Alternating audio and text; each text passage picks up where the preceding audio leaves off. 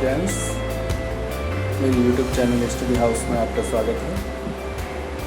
आज हमारा टॉपिक रहेगा structure of the atoms. Atom का स्ट्रक्चर्स कैसा होता है ये हम जानेंगे। जैसे कि पिछले वीडियोस में आपने ये देखा होगा कि एटम्स क्या होता है। डाल्टन्स की थ्योरी आपने देखी, डाल्टन की थ्योरी, वो ये कहता है कि atoms are very smallest particles and cannot further divided. इसको आगे डिवाइड नहीं किया जा सकता। सबसे छोटा पार्टिकल जिसे डिवाइड नहीं कर सकते वो एटम है। बट वो एटम कैसा है और उसके स्ट्रक्चर्स की किस प्रकार से खोज हुई ये हम देखते हैं। सबसे पहले तो हम पढ़ते हैं कि चार्ज पार्टिकल्स इन मैटर्स। क्या मैटर में कुछ चार्ज पार्टिकल्स होते हैं? चार्ज पार्टिकल्स जैसे मैटर यहाँ आपके सामने दिखाई दे रहा है, कॉम भी एक मैटर है एंड ये पीस ऑफ पेपर है, ये भी मैटर ही है। नॉर्मली इन दोनों में कोई रिएक्शन नहीं होती, इन दोनों में कोई अट्रैक्शन नहीं होता। जब हम कॉम ड्राई हेयर में जब कंघी करते हैं, does the comb then attract small piece of paper? तब क्या होता है, तब ये कॉम्ब स्मॉल पीसेस पेपर को अट्रैक्ट क्यों करने लग जाती है? ये पीसेस कॉम्ब से स्टिक हो जाते हैं, चिपक जाते हैं। इसका क्या कारण है? देन हम जानते हैं कि कॉम्ब और हेयर के बीच में फ्रिक्शन होता है। फ्रिक्शन होने के कारण उनमें चार्ज आ जाता है। और ये चार्ज कहाँ से आया? ये मैटर है, तो इसका मतलब मैटर में जो एटम्स की बात कही गई है उसके अलावा भी कुछ है, जैसे charge, positive and negative charge, ये मैटर में आए। एक और एग्जांपल है हमारे सामने, rub a silk cloth on a glass rod. Glass rod पर जब सिल्क का कपड़ा उसको रब किया जाए तो दोनों में फ्रिक्शन होगा, और फ्रिक्शन होने से उनमें क्या होगा कि वो आपस में एक दूसरे को अट्रैक्ट करेंगे, या फिर इसी ग्लास रोड को किसी बैलून के पास लेके जाएंगे तो बैलून इससे चिपक जाएगा, स्टिक हो जाएगा। तो ये क्या है? ये अट्रैक्शन ऑफ फोर्स है।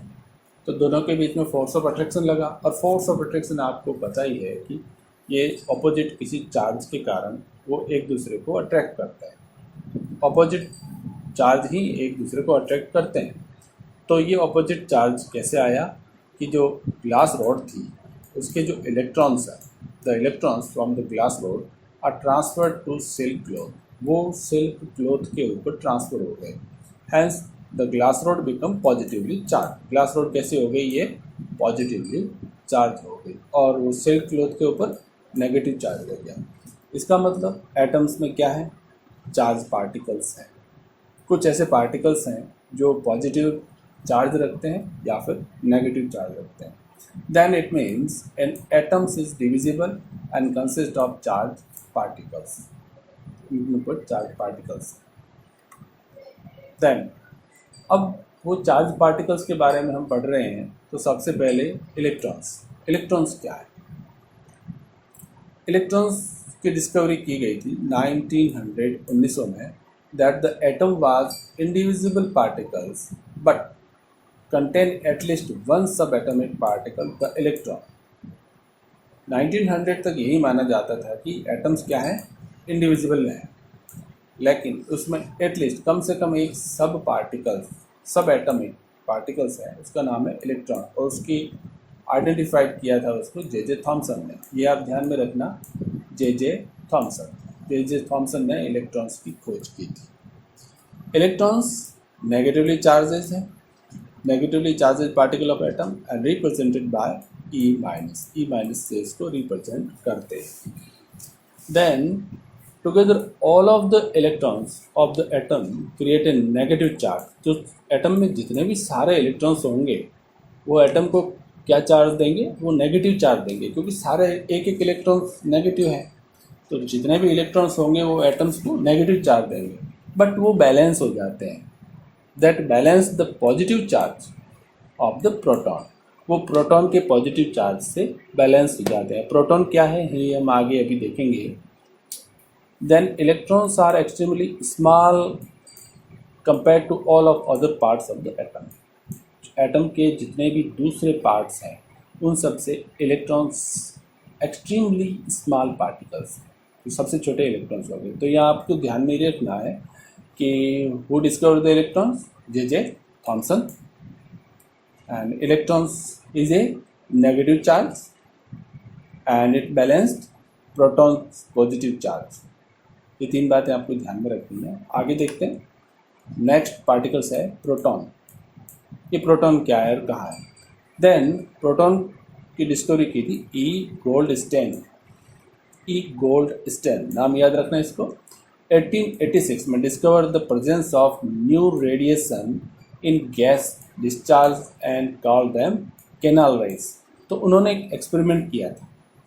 उस एक्सपेरिमेंट में उन्होंने एक गैस डिस्चार्ज से न्यू रेडिएशन फाउंड किया, उसकी प्रेजेंस को फाउंड की, और उस रेडिएशन को कहा कैनाल रेज, जो पॉजिटिवली चार्ज रेडिएशन था।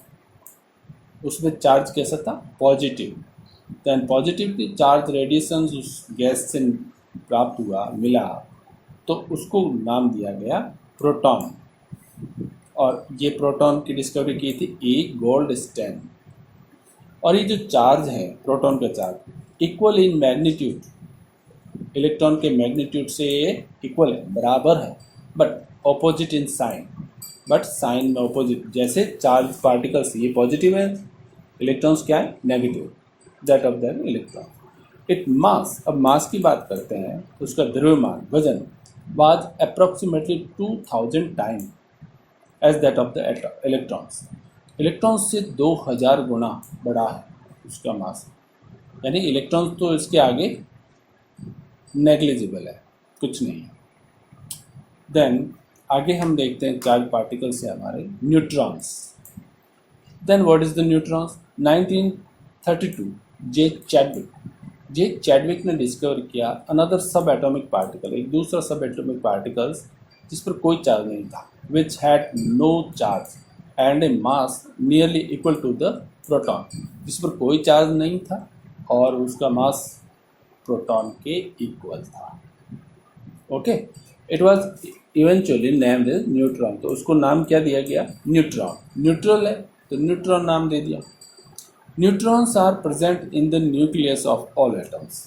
तो ये कहाँ प्रेजेंट रहते हैं, न्यूक्लियस में। सभी एटम्स के न्यूक्लियस में ये प्रेजेंट रहते हैं एक्सेप्ट हाइड्रोजन। हाइड्रोजन में ये नहीं होते। A neutron is represented as n, इसको एन से रिप्रेजेंट करते हैं। The mass of an atom is therefore given by the sum of the masses of proton and neutron present in the nucleus. यहाँ एक टर्म्स आता है, the mass of an atoms. किसी भी एटम का मास क्या है, उसका द्रव्यमान क्या है, वो कैसे कैलकुलेट होता है, वो कैलकुलेट होता है सम करने से, जोड़ करने से of the masses of proton and neutron, यानी कि प्रोटॉन प्लस न्यूट्रॉन, इसके मासेस को सम करो तो मास ऑफ एटम आ जाता है। और ये प्रोटॉन और न्यूट्रॉन कहाँ प्रेजेंट होते हैं, न्यूक्लियस में। ये आप ध्यान में रखना। अभी स्ट्रक्चर है, इससे आप समझ लो कि प्रोटॉन, न्यूट्रॉन और इलेक्ट्रॉन कहाँ होते हैं। Then this is electron, this proton and this neutron. ये आप देखिए, ये सेंटर में, इस सेंटर में इसको कहते हैं न्यूक्लियस। और इस न्यूक्लियस के अंदर प्रोटॉन भी है और न्यूट्रॉन भी है, और बाहर ऑर्बिट में ये इलेक्ट्रॉन्स, ये इलेक्ट्रॉन्स। तो ऑर्बिट भी देखो अलग है। ये यहाँ पे इस फिगर में 2 ऑर्बिट दी गई है, किसी में 3 होती है, किसी में 4 होती है। ऐसे ऑर्बिट बढ़ती जाती है तो एटम की साइज़ भी बढ़ती जाती है।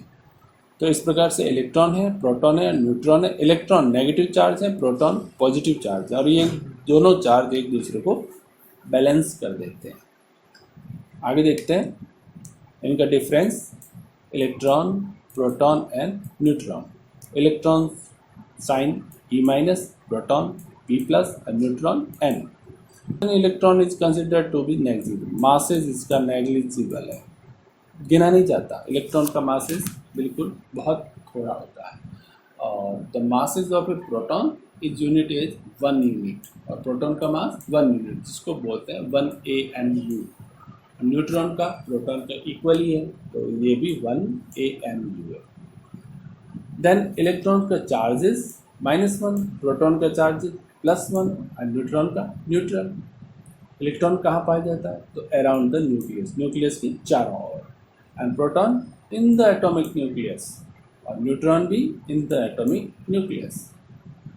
Electron take part in both chemical and nuclear reaction, दोनों में केमिकल रिएक्शन भी करेगा और न्यूक्लियर रिएक्शन भी करेगा, but proton only take part of nuclear reaction and neutrons only get expose to nuclear reaction.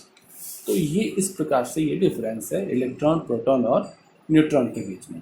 आपको अच्छे से समझ में आ गया होगा तीनों के बारे में, तीनों पार्टिकल्स के बारे में, जो चार्ज पार्टिकल्स हैं, जिसमें न्यूट्रॉन्स न्यूट्रल है, electron and proton charge particle होते हैं, electron minus, proton plus, and electrons masses is negligible, protons mass is 1 AMU।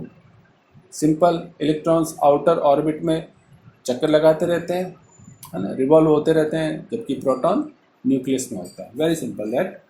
आगे देखते हैं इसका स्ट्रक्चर्स। ये स्ट्रक्चर्स हैं जिसमें आपको दिखाई दे रहा है एटॉमिक स्ट्रक्चर। इसमें प्रोटॉन एंड न्यूट्रॉन ये दोनों कहाँ हैं? ये न्यूक्लियस में ये दोनों हैं, और इलेक्ट्रॉन्स बाहर ऑर्बिट में चक्कर लगाते हैं। ये एक ऑर्बिट है, इसको ऑर्बिट कहते हैं। ये ऑर्बिट्स हैं अलग अलग, ये इलेक्ट्रॉन्स हैं सारे। And atom was composed of proton and electrons mutually balancing their charge, और प्रोटॉन और इलेक्ट्रॉन्स दोनों एक दूसरे के चार्ज को बैलेंस कर देते हैं।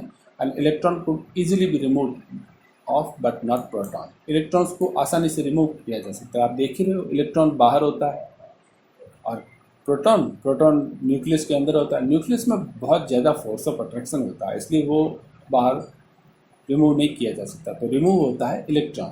तो जो भी एटम्स होते हैं जब आपस में केमिकल रिएक्शन करते हैं तो अपना इलेक्ट्रॉन ही देते हैं, या अपना इलेक्ट्रॉन किसी से इलेक्ट्रॉन लेते हैं, या फिर अपना इलेक्ट्रॉन किसी को दे देते हैं, शेयर करते हैं। इसी से उनमें बॉन्डिंग होती है, ये वो आप आगे पढ़ोगे इसके बारे में।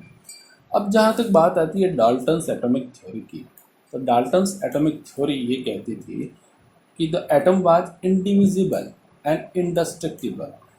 एटम्स आगे डिवाइड नहीं कर सकते और उसको नष्ट नहीं कर सकते, तो यहाँ पे उसकी थ्योरी फेल हो गई, the failure of Dalton atomic theory. क्यों? क्योंकि एटम्स में और क्या मिल गया हमें? Discovery of 2 fundamental particles, electrons and protons. तो दोनों पार्टिकल्स मिल गए, इलेक्ट्रॉन्स एंड प्रोटॉन्स। फिर एक मॉडल बनाने की कोशिश की गई कि भाई इलेक्ट्रॉन है माइनस चार्ज, प्रोटॉन है पॉजिटिव चार्ज, तो फिर एटम्स होगा कैसा, किस प्रकार से दिखेगा? तो सबसे पहले प्रयास किया गया था जे थॉमसन ने।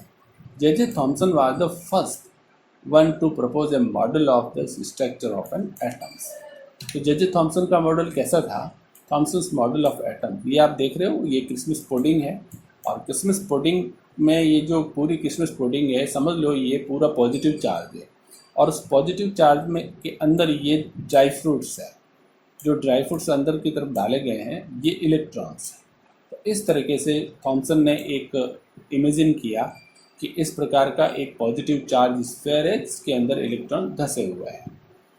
Then electron is a sphere of positive charge where like currant dry fruits in spherical Christmas pudding. देन इसी तरीके का एक एग्जाम्पल है हमारे सामने वाटरमेलन का। देन वाटरमेलन में आप देख रहे हो ये रेड कलर का जो एडिबल पार्ट है, ये इसको थॉमसन ने माना पॉजिटिव चार्ज, पॉजिटिव स्फीयर, और बीच में जो सीड्स हैं उस सीड्स को माना है इलेक्ट्रॉन्स। तो जिस तरीके से सीड्स इस वाटरमेलन में होता है, तो थॉमसन का जो एटॉमिक मॉडल था वो इस प्रकार का था, पॉजिटिव स्फीयर्स के अंदर embedded electrons. The positive charge in the atoms is spread all over like the red edible parts of the watermelon, while the electrons are stubbed in the positively charged sphere, like the seeds in the watermelon. आगे Thompson ने जो अपना model दिया, जो ये इसी प्रकार का है, पॉजिटिव स्फीयर और उसके अंदर electrons. Then an atom consists of a positively charged sphere and the electrons are embedded in it, first, and second the negative and positive charge is so equal, ये दोनों इक्वल होते हैं, इसलिए electrons atoms क्या हैं, as a whole electrically neutral, इसलिए atoms electrically neutral हो जाता है। पॉजिटिव चार्ज नेगेटिव चार्ज को न्यूट्रल कर देता है, ये थॉमसन ने कहा है, और इलेक्ट्रॉन्स पॉजिटिव चार्ज के स्फीयर के अंदर धंसे हुए हैं, ये थॉमसन ने सोचा। बट जब एक्सपेरिमेंट किया गया और एक्सपेरिमेंट्स में साइंटिस्ट ने could not be explain by this model, तो उनके द्वारा रिजल्ट आए वो इस मॉडल से एक्सप्लेन नहीं हो पाए, तो इसके लिए एक दूसरा मॉडल देने की कोशिश की गई। वो मॉडल दिया रदरफोर्ड ने। रदरफोर्ड का एक एक्सपेरिमेंट है, उसे हम समझते हैं, वेरी इंपॉर्टेंट। रदरफोर्ड का ये एक्सपेरिमेंट वेरी वेरी इंपॉर्टेंट था, जिसमें उसने एटम के कुछ काफ़ी हद तक एटम का स्ट्रक्चर्स फाइंड आउट किया था। तो उन्होंने क्या किया कि इस एक्सपेरिमेंट में एक fast moving alpha particles were made to fall on the thin gold foil, ये गोल्ड फॉइल है, इस गोल्ड फॉइल के ऊपर अल्फा पार्टिकल्स को हिट किया गया फास्ट मूविंग, तेज गति से, है ना। और ये गोल्ड फॉइल थी about 1000 atom thick, 1000 atom thick gold foil थी, बहुत थिन है ये। तो इसमें क्या हुआ कि जो अल्फा पार्टिकल्स थे, अल्फा पार्टिकल्स वो हीलियम, ये हीलियम आयंस के, यानी कि अल्फा पार्टिकल्स क्या है, ये पॉजिटिव है, पॉजिटिव चार्जेस पार्टिकल्स हैं। इनको जब हिट किया गया तो पीछे उसने ये एक्सपेरिमेंट से पाया कि जो अल्फा पार्टिकल्स सीधे सीधे निकल गए, स्ट्रेट, उनमें कोई बदलाव नहीं हुआ, उनके डायरेक्शन कोई उसका चेंज नहीं हुआ, सीधे निकल गए स्ट्रेट। तो इसका मतलब क्या हुआ, इसका मतलब ये हुआ कि एटम्स के अंदर काफ़ी कुछ खाली जगह है, जिससे अल्फा पार्टिकल्स बिना टकराए सीधे निकल गए। अच्छा, फिर दूसरा उसने ये देखा कि कुछ पार्टिकल्स डिफ्लेक्टेड हो गए, ये आप देख रहे हो डिफ्लेक्ट हो गया, इसका रास्ता इस पार्टिकल का सीधा जा रहा था वो यहाँ से इसके न्यूक्लियस के पास से डिफ्लेक्ट हो गया और मुड़ गया। एक ये पार्टिकल्स, कुछ एग्जांपल देख रहे हो आप, यहाँ पर भी हैं, वो डिफ्लेक्ट हो गया। बट फिर उसने देखा कि कुछ बहुत ही कम स्मॉल पार्टिकल, बहुत ही मतलब संख्या में बहुत थोड़े से पार्टिकल्स वो वापस से रीबाउंड हो गए इस पार्टिकल्स, इस एग्जाम्पल के जैसे कि वो पार्टिकल्स वापस से उसी डायरेक्शन में रीबाउंड मुड़ गए। इससे ये नतीजा निकला, चूँकि अल्फा पार्टिकल क्या था, पॉजिटिव चार्ज था, एंड एटम्स में क्या है, और पॉजिटिव चार्ज किसी भी दूसरे पॉजिटिव चार्ज के कारण ही वो मुड़ेगा, क्योंकि वो दोनों आपस में अट्रैक्ट नहीं होते, वो एक दूसरे को हटते हैं। तो उससे देखो आप, जब अल्फा पार्टिकल सीधे नहीं, इसका मतलब उस समय खाली जगह है, सामने इसकी कोई भी चार्ज नहीं आया। अच्छा, जब वो न्यूक्लियस के पास से गुजरा तो न्यूक्लियस के पॉजिटिव चार्ज ने अल्फा पार्टिकल्स को मोड़ डिफ्लेक्ट कर दिया। और तीसरा, जब वो एग्जैक्ट सीधा डायरेक्शन में आया न्यूक्लियस के, तब उसने अल्फा पार्टिकल्स को वापस उसी डायरेक्शन में रिबाउंड कर दिया। इसका मतलब जो पॉजिटिव चार्ज है एटम्स में, वो एक बहुत ही स्मॉल, बहुत ही छोटी जगह पे है, जिसको न्यूक्लियस कहते हैं। पूरे एटम्स में वो पॉजिटिव चार्ज नहीं है। अगर पूरे एटम में वो पॉजिटिव चार्ज होता तो अल्फा पार्टिकल्स डिफ्लेक्टेड हो जाते, वो स्ट्रेट नहीं गुजर पाते, है ना। तो ये रिजल्ट कुछ रदरफोर्ड ने निकाले थे, जो हम आगे देखते हैं। The following observation were made, ये ऑब्जर्वेशन है कि most of the fast moving alpha particle pass straight through the gold foil से सीधे निकल गए। Some of the alpha particles were deflected by the foil by small angles, जो small angle से deflected हो गए वो मुड़ गए। And surprisingly 1 out of every 12,000 particles, 12,000 particles में से सिर्फ 1 appear टू रिबाउंड, वो वापस से मुड़ गया। यानी कि बाकी सारे पार्टिकल्स नहीं सीधे रिबाउंड नहीं हुए, ओनली 12,000 में से 1, यानी कि जो न्यूक्लियस है वो इतना स्मॉल है, बहुत वेरी वेरी स्मॉल। तो ये कंक्लूड निकाला रदरफोर्ड ने, कंक्लूजन ये निकाला कि most of the space inside the atom is empty. Atom का जो मोस्ट ऑफ द स्पेस है वो क्या है, एम्प्टी है, खाली है। Because most of the alpha particles pass through the gold foil without getting deflected, बिना डिफ्लेक्ट हो गए वो चले गए। एंड वेरी फ्यू पार्टिकल्स, बहुत थोड़े particles but deflected from their path, वो अपने पथ से डिफ्लेक्टेड हो गए, indicating that the positive charge of the atom occupy very little space. जो एटम में जो पॉजिटिव चार्ज है वो बहुत ही थोड़ा स्पेस ऑक्यूपाई कर रहे हैं, बहुत ही घेर रहे हैं, बहुत थोड़े स्पेस में है, पूरे एटम में नहीं है, बहुत ही थोड़े स्पेस में पॉजिटिव चार्ज है। और very small fraction of alpha particle were deflected bye 1800, indicating that all the positive charge and mass of the gold atom were concentrated in a very small volume with in the atom. तो जो बहुत ही छोटे particles, बहुत ही कम fraction के particles जो deflect हुए, इसका मतलब ये इसने ये इंडिकेट किया कि जो पॉजिटिव चार्ज है पूरे एटम में वो बहुत ही कंसंट्रेट है, बहुत ही एक स्मॉल वॉल्यूम, थोड़ी सी छोटी जगह पे वो कंसंट्रेट है, और उसका मास भी उसी वॉल्यूम में सारा कंसंट्रेट है एटम्स का। पूरे एटम में उसका मास फैला हुआ नहीं है, द्रव्यमान वजन उसमें नहीं है, बहुत ही छोटे एरिया में वो positive charge and mass concentrate है। The radius of the nucleus is about 105 time less than the radius of atom. तो न्यूक्लियस का रेडियस है, वो जो एटम का रेडियस है उससे 105 गुना छोटा है, 105 टाइम लेस। तो आप समझ गए कि वो कितना छोटा है, वो बहुत ज़्यादा छोटा है कंपैरिजन में, एटम्स के कंपैरिजन में वेरी वेरी स्मॉल। देन आगे हम देखते हैं कि रदरफोर्ड का मॉडल क्या कहता है कि Rutherford nuclear model of atom, there is positive charge centre. तो उसने रदरफोर्ड के जो मॉडल से जो निकला ही बात कि एक पॉजिटिवली चार्ज क्या होता है, सेंटर होता है एटम में, उसको कहते हैं nucleus. Nearly all the mass of the atom, जो एटम का जितना भी द्रव्यमान है, वजन है, वो इसमें न्यूक्लियस में गिरा हुआ है, residence in the nucleus. The electrons, और जो इलेक्ट्रॉन्स क्या होते हैं, तो electrons revolve around the nucleus in circular पथ, और इलेक्ट्रॉन्स एक सर्कुलर पथ पे रिवॉल्व कर रहे हैं, घूम रहे हैं इसमें एक सर्कुलर पथ पे, जिसे हम ऑर्बिट कहते हैं। The size of the nucleus is very small, इस न्यूक्लियस की साइज वेरी स्मॉल होती है compare to the size of atom, atom के कंपेयर में ही सबसे स्मॉल होती है। देन उसकी कमियां क्या है इस मॉडल की, ड्रॉबैक्स ऑफ रदरफोर्ड्स मॉडल। तो पहली कमी तो देखो, आप इस फिगर को देखो, इसी में दिखाई दे रही है कि एटम्स राउंड राउंड घूम तो रहे हैं, लेकिन उसने ये नहीं बताया कि वैसे हम जानते हैं कि एटम स्टेबल है, अनस्टेबल नहीं है, एटम स्टेबल है। और उसकी थ्योरी ये कहती है कि ये इलेक्ट्रॉन्स इसमें रिवॉल्व करते हैं, घूमते हैं। तो कोई भी वस्तु है, कोई भी चीज़ है, उसको रिवॉल्वेंस की एक्सेलरेशन की ज़रूरत होती है। Then any particles in the circular orbit would undergo acceleration, acceleration के बिना वो गति नहीं पाएगा, घूमेगा नहीं। जब एक्सेलरेशन मिलेगी तो फिर उनमें क्या होगा, उनमें एनर्जी रेडिएट होगी। During acceleration charge particle would radiate energy, वो एनर्जी रेडिएट करेंगे, यानी कि अपनी ऊर्जा एनर्जी खो देंगे। Thus, the revolving electrons would lose energy, वो अपनी एनर्जी लूज करेंगे and finally fall into the nucleus. तो वो घूमते घूमते सीधे न्यूक्लियस के अंदर गिर जाएंगे, इस न्यूक्लियस में गिर जाएंगे, अगर रदरफोर्ड की बात की सही माने तो, ठीक है ना।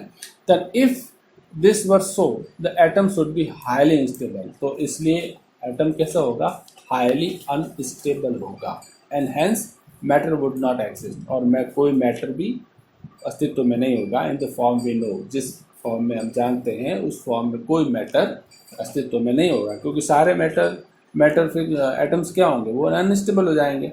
तो फिर इसका एक नया मॉडल निकाला गया, वो निकाला बोर्स ने, Bohr's model of atoms. Niels Bohr नाम था उनका, और उन्होंने कुछ इसमें सुधार किया। रदरफोर्ड के मॉडल में एक सुधार किया, एक इम्प्रूवमेंट किया, और वो इम्प्रूवमेंट था, बाकी सारी बातें सेम रदरफोर्ड की मानी गई कि न्यूक्लियस हैं, न्यूक्लियस में पॉजिटिवली चार्ज हैं, और उसके बाहर इलेक्ट्रॉन्स रिवॉल्व कर रहे हैं, ये भी माना नील्स बोर ने। यहाँ तक बात क्लियर हो गई थी, लेकिन बात ये थी कि वो इलेक्ट्रॉन्स आखिर कैसे घूम रहे हैं।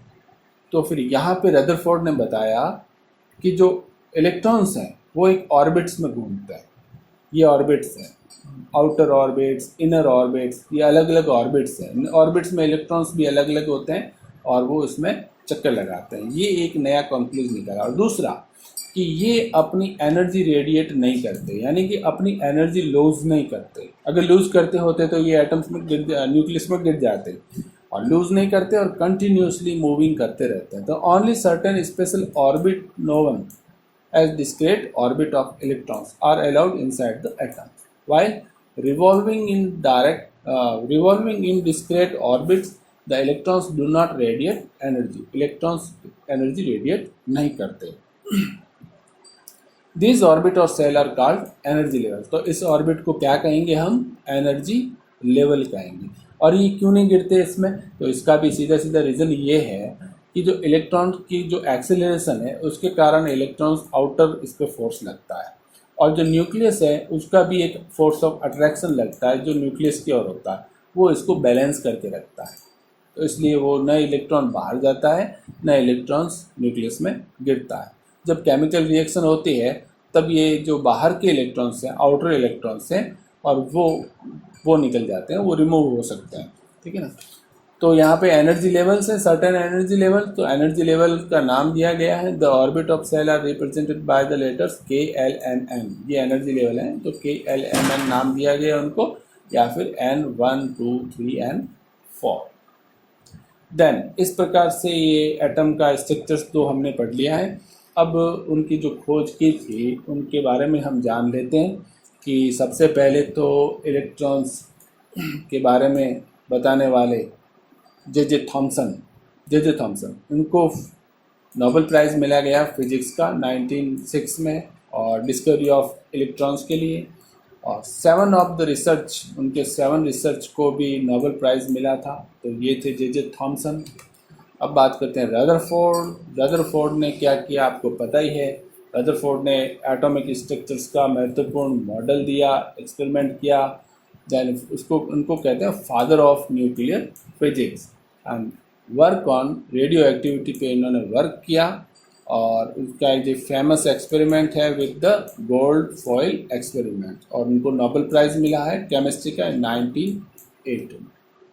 देन नील्स बोर की बात करते हैं। तो नील्स बोर ने लास्ट फाइनल जो स्ट्रक्चर्स दिया, नील्स बोर ने दिया। He got the Nobel prize for his work structures of atom in 1922। Then among professor Bohr's numerous writing, कुछ किताबें लिखी है उन्होंने। The first the theory of spectra and atomic constitution, second atomic theory and the description of nature. Then इस प्रकार से ये atomic structures वाला टॉपिक आज कंप्लीट होता है। नेक्स्ट वीडियोस में मैं और लाऊंगा, तो आप मेरे चैनल को प्लीज़ सब्सक्राइब कीजिए ताकि आपको नई वीडियोस मिल सकें, और अगर आपको अच्छा लगा है तो कीजिए।